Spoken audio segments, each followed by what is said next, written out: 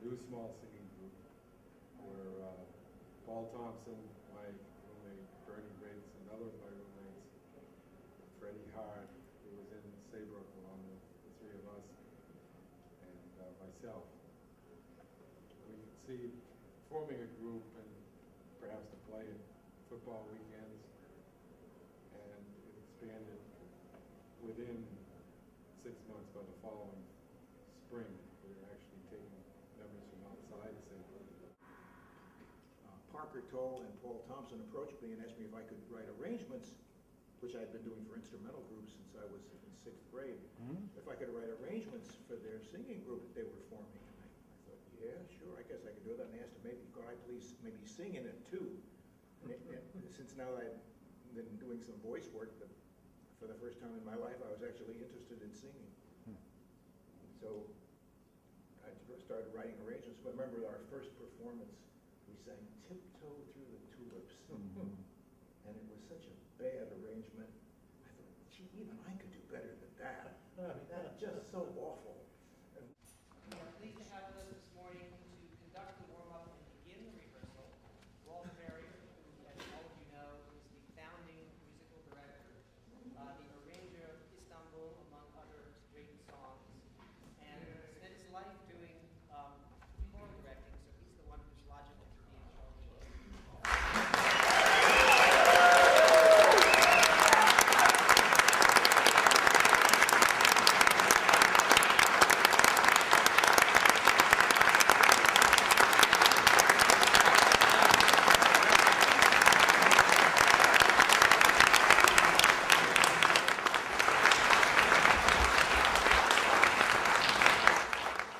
Thank you very much. It's always good to get the applause done before they see how bad you really are. I'd like to get us warmed up a little bit. This is a physical operation, singing. Well, we needed original arrangements Yeah.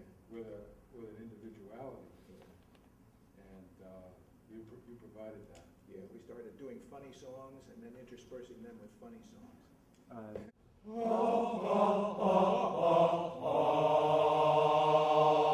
I don't know whether you could hear it from the first note. That was noticeably better sound. Basil Duke-Henning was the master of Saybrook College for, I think he held a record for the length of time, 29 years. And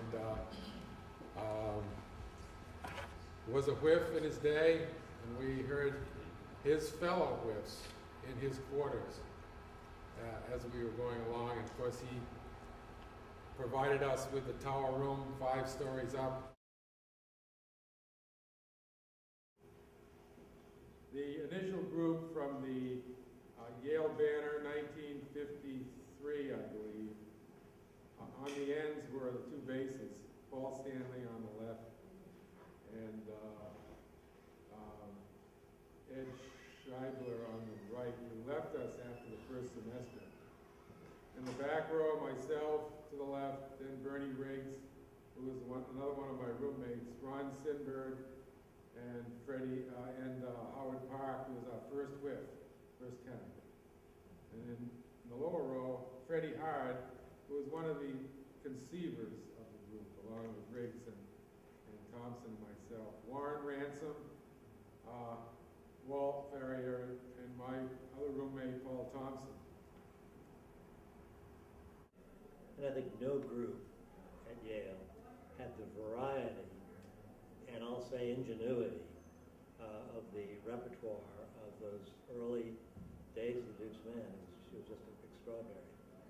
Yeah, we were doing a lot of things that nobody else had the gall to try. Jazz inflected? Well, somewhat. This, like you mentioned, Sunny Side of the Street, which is taken off of a Tommy Dorsey recording, a Cy Oliver arrangement. Exactly.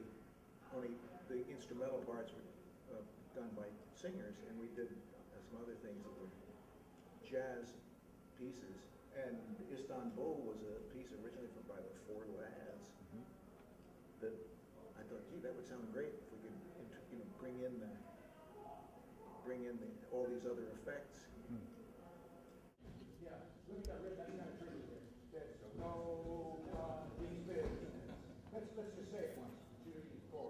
Nobody's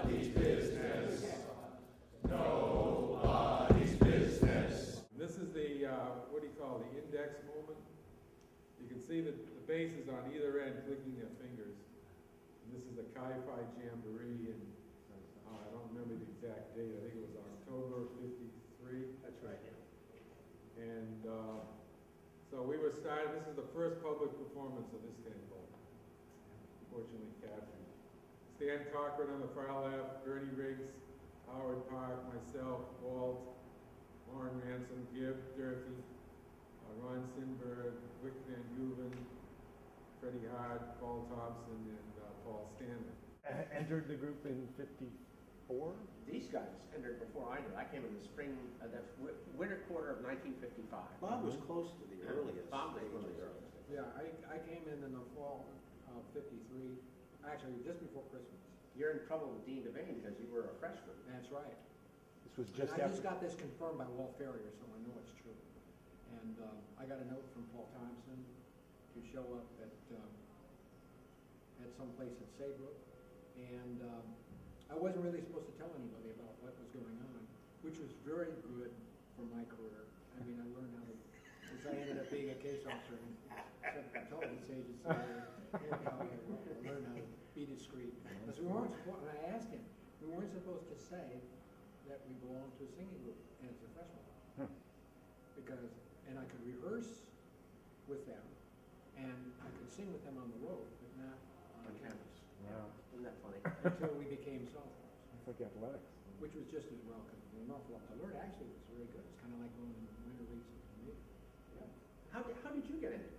I don't know. All I remember is that there was some sort of hey, why don't you come up these set of stairs to that room up in the tower of Saybrook? 1957. You know, somebody had me sing a couple of songs or something like that, and I started rehearsing with them and sang thereafter.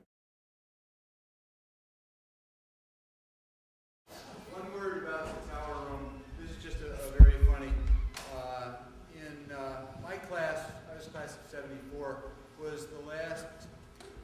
Our freshman year was the last time that the Doox men ever used that tower room, and we always tried to count how many steps it was up to there. It was several thousand, I think. And penalty of death if you were late. You were always late. And some of the newer Doox men traditions that I've been lucky enough to be able to hang out with the real Doox men, we end up walking some of the boys around campus, and then we make sure that they're visually impaired while we're doing this. And about 7 or 8 years ago, I think, some old fellow decided it'd be a great idea to walk up Wrexham Tower with this blindfolded baby. And I decided we're going to find out if the piano is still in that room. Because there are no rooms above that. I didn't have to remember what the room number was. I mean, it's the end of the road except to the roof. And it had to be 10:30, 11 at night, and all of us were pretty well trashed. And except anyone who was underage, of course. So someone, maybe me, bang, bang, bang on the door. Nothing. Boom, boom, boom, louder and faster.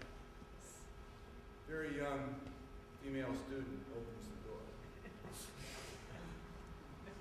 Really sorry to bother you. I know it's late, but do you have a piano in your room?